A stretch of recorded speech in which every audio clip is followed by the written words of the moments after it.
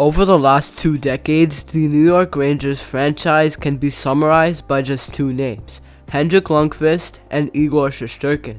Because since 2005, these two have been the only starting goaltenders for the Blue Shirts. But despite 20 years of absolutely elite goaltending, the Rangers are yet to win a Stanley Cup. Because after 15 years of King Henrik, the Rangers never brought Lundqvist his crown, and as Shesterkin nears the age of 30, the same fear arises for Shesty.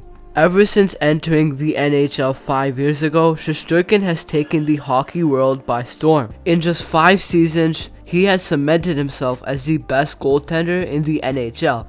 In 213 games, he has 135 wins, meaning Shesterkin wins 64% of games he starts. This win percentage would put him second all time. Shesterkin is also third all time in playoff save percentage, and in terms of advanced stats, he has stopped 74 goals above expected over the last 3 years, atop any goaltender in the NHL.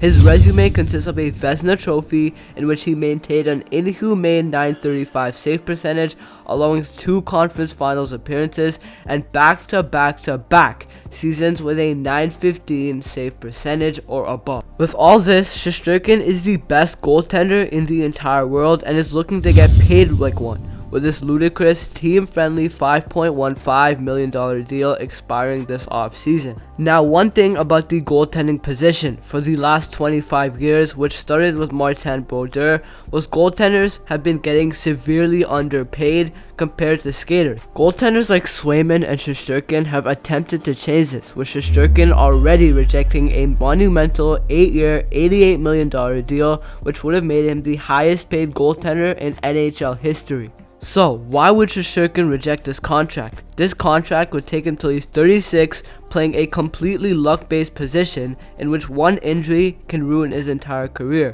Well, for number 31, it isn't only about becoming the highest paid goaltender, rather the highest paid player on the Rangers roster. Artemi Panarin makes $11.6 million a season, and it isn't a coincidence that Shesterkin's reported asking price is anywhere between $11.6 million to $12.5 million a season. Now, this may seem utterly ridiculous, with goaltenders like Hellebuck, Swayman, Sorokin, and Ottinger all settling for $8 to $8.5 million a season. But Shesterkin knows these contracts don't affect him at all. Just look at his body of work and consistency compared to these goaltenders along with his age. And add all this to the Rangers having absolutely no leverage in this contract situation. Because if Shesterkin walks in free agency, the Rangers championship window is shut closed, plain and simple. Because the best goaltender on the market right now, not named Shesterkin, is Charlie Lindgren, and even if they manage to land a top-flight forward or defender, the Rangers simply cannot replace the impact Shesterkin brings to the table, along with him being the backbone of their entire defensive structure. Shesterkin's 3 main comparables based off age, contract ask, and body of work are Carey Price, Andrei Vasilevskiy, and Sergei Bobrovsky. All 3 got 8-year deals, with Price getting 13.2% of the salary cap, Vasilevskiy getting 11.6%, and Bobrovsky getting 12.27% as a free agent. To put this into perspective, in a cap of $92 million, this is $12.2 million a season for Price, $10.7 for Vasilevskiy, and $11.4 for Bobrovsky. So, if Shesterkin signs for 8 years, $12 million a season, this is just under 13% of the cap, and Shesterkin is worth every penny, like we saw against Toronto, Ottawa, and countless examples, especially with an exponential rise in the salary cap. Now, if you remember, the Rangers made this exact decision with Henrik Lundqvist almost a decade ago. Lundqvist entered the final year of his contract with no extension at a similar age, circumstance, and demand. Lundqvist ended up getting $8.5 million a season, or 13.6% of the cap, but the end result was the Rangers were never able to build a championship roster around Hank. So the question looms, if the Rangers couldn't do it then, what changed that could make them win it all right now with Shesterkin? because time and time again, Shesterkin carries the Rangers to incredible heights, but the end result is their superstars disappearing and the Rangers letting down Shesterkin, an all-time playoff performer. This added to the fact that the only goaltenders in NHL history to win a cup being the highest paid player on their roster were Sergei Bobrovsky and Andrei Vasilevsky. Both had teams stacked with team-friendly contracts and the advantage of tax-free states. Do the Rangers have team-friendly contracts? They have the exact opposite. The Rangers' cap structure or roster construction has led to a Maple Leaf-like structure.